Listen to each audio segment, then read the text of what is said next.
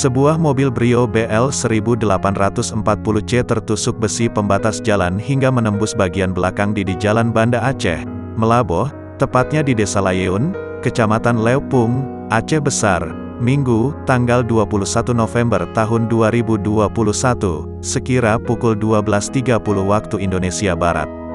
Dari video dan foto yang beredar, kondisi kecelakaan tunggal tersebut sangat parah. Mobil Brio berwarna hitam itu tampak seperti tertusuk besi pembatas jalan.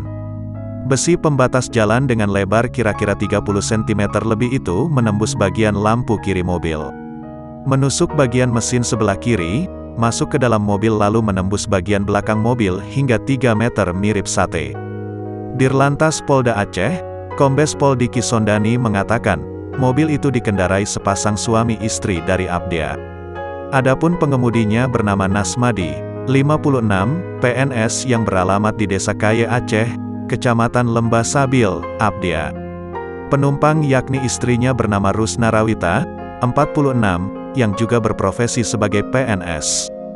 Dalam insiden tersebut, Rusna Rawita, istri Nasmadi meninggal dunia.